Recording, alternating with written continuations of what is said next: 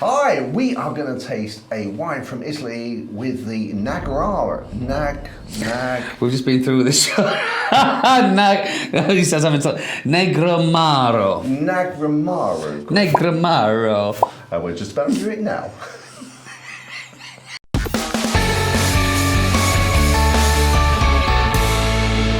So this particular wine is available, I know, through Naked Wines. It's been donated to us by Dan and Vicky Fitzpatrick. Now they have a business sort of oak and pine wood. He's an absolute master. You see this block of wood, and he does some videos, and he has his chisel, and he just fantastic shapes he just brings out. A real craftsman, so yeah, he's brilliant craftsman. He's also a double dipper.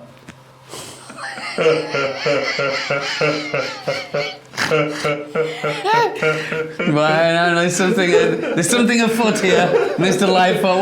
What do you mean? Well, you know, because he dips doors in that sort of acid stuff to take the paint off. Okay. And then he sort of takes it out and he dips it back in. So if you want just like get back to natural wood to get rid of all the paint, he double dips. Okay, I'll live with that. Thank you very much for you. And I tell you also, for those of you outside the UK, I'm not sure if they have it in some countries, but you know, like the wooden, the beer handles when you have the pump and they pour, they've got that nice shaped handle. I do, yeah. He makes those as well. He's got a division that makes those as well. Fantastic. So, quite the entrepreneur. So very good, yeah. So we're going to taste this and see what Vicky and Dan really love this. Okay. So let's see what we think of it, shall we? Yeah. Well, first of all, Vicky and Dan, thank you so very much. We always like it when we get recommendations, don't we? Give them a go. Yeah. So I need to look into that double dipping a little more, but we'll have a look at the colour, shall we? Yes. Crikey. It's not often I blush while doing a video. So, colour. Oh, it's getting right into burgundy, that, isn't it? It is. It's gorgeous, isn't it? Oh, that is lovely. Yeah, it is.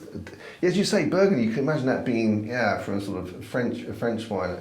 But, yeah, it's absolutely spiffing. Now, I understand these is it called appassire, where the grapes are actually laid out and baked in the sun before they're actually put into ferment. I know the technique you're talking about, where they do take the grape off the vine, don't they, and leave it for however long, just to kind of slowly I think it dry out. So the moisture is reduced inside the grape, and that actually intensifies the sugars. That's right. And obviously that also intensifies the taste.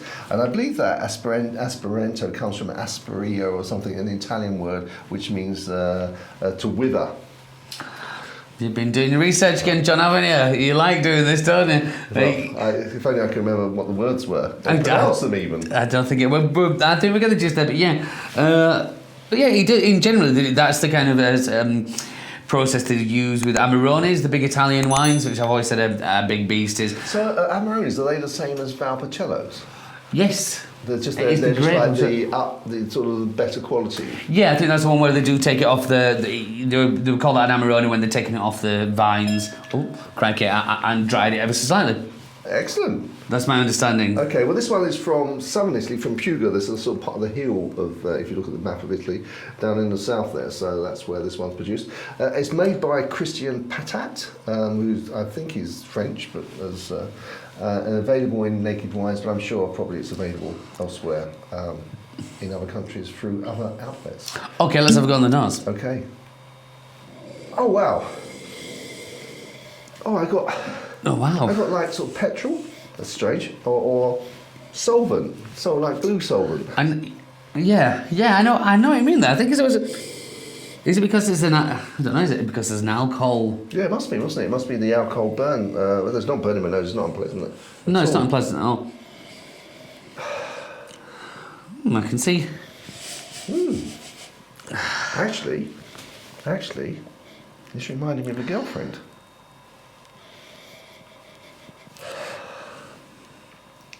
I'm just waiting for the punchline.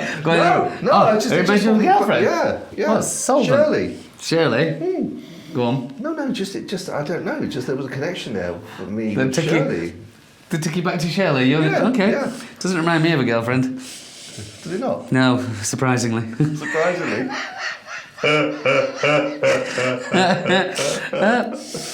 But there's something in there. I'm just struggling to get into it. But it's quite complex. There's a lot.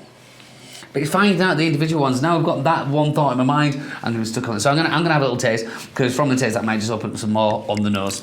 Okay, I'll join you if you don't mind. Oh, you can see why Dan and Vicky like this.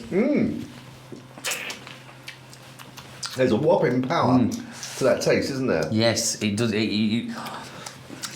It does hit you, but it's not over the top. And also, the tannins aren't overly egged there, are they, as well? Again, nice, powerful, coming through lovely. Like coffee and licorice. Yeah. You can taste that in there.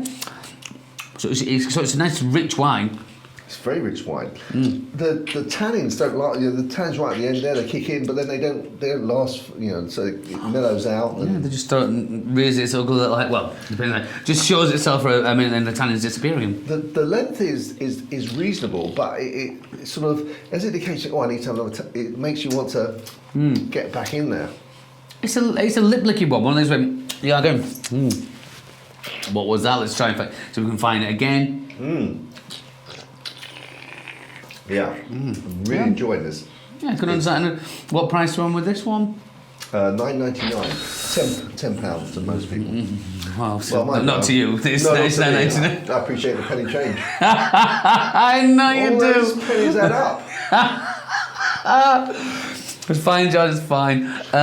That's a good price. That is a very good price. £9.99 for that. Yeah, I can understand now. And I like the fact that it's from a region in Italy that I know they do a lot of wine, but you don't see a lot of them in the UK, do you? From Puglia. No, not really. If that's how you pronounce Puglia. Puglia. Puglia. I don't even pronounce the G, do they? Puglia. Puglia. I wouldn't know though. I'm from Yorkshire, but yeah, Puglia or Puglia. I don't know. We'll look into that as well. There's things we need to look into. That's the smell though. Sometimes when you drink, you smell the wine, it smells very nice. You take a taste of it, and then when you go back to smell it, the smell seems to have disappeared.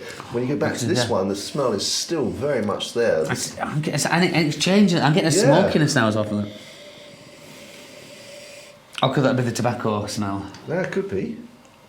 But very nice. Yeah. A nice bit of wine to like wander on through. Yes. Get every little bit. Yeah. Vicky and Dan, thank you very much for the recommendation. That's absolutely excellent. Well, so now I guess pairing, that's quite difficult for me actually. But do you know what you want cheese, or should I go with what I think for food? Do you go with food? Okay, so I think that all the normals could apply here. So you could have certainly meats, you could have stews. It's strong enough to take on steak and stews. You could probably also go for sort of barbecues, meats, barbecue meats maybe with some probably even sort of slightly sweet sauces on. I think this is very versatile, will be very versatile with food. I read in the description that they've suggested barbecue chicken. I'm not sure this is actually too powerful for barbecue chicken. Depends how grilled and charcoaled the chicken was. But yeah, it's a very versatile wine as far as food's concerned. I think you're right, I'd agree with all those things. And as we were saying that, I wasn't thinking about cheese. Because you're just listening to I was food. listening to it, I think, oh yeah. Ogleshield, the that kind of, from the gentleman makes Montgomery cheddar. He makes like a little bit of a, I won't say it's a sideline, but it started off as a kind of a folly for him. I'm sure I've recommended it before, but that nice and earthy kind of flavour, almost like peanuts, spongy, earthy, fruity. I think that would suit that down to the ground. Unfortunately, not everybody wants to get Ogleshield. It's not everywhere. You'd have to go to a specialist cheese shop, such as Chervik's Fine Wines and Cheeses, if you were to guess. That's a shameless plug, that was it. Shameless. But no, I think, yeah, you've got to love that bit of wine there. So it comes down to the scoring. Okay, shall I turn around? Yes. Okay. I think I'm going to go with a generous. No, that's what I was thinking. Are you having trouble with your fingers? I am, but I'm all right with that now. I'm all right. Are we sorted? Yeah. Okay. I think I am. Okay, I'm going to go 89. Spot on, John. 89. 89. It's that's a very good score, is 89, but that's a very good wine. A very good wine. At $9.99, you know, it's sort of just at the bottom end of the medium price bracket, or upper top end of the cheap bracket, as I put it. As he would put it. No, that's it. That sits nicely on many different levels. Yeah, it's very nice. Absolutely wonderful. So once again, Vicky and Dan, thank you very much. Yeah, thank you very much, guys. Really appreciate it. So, guys, if you want to try some other Italian wines, we'll put some links here. We look forward to seeing you next one. Any comments, if you tried this wine, let us know. Any suggestions, again, let us know. Until next time, guys, chin chin. Chin chin.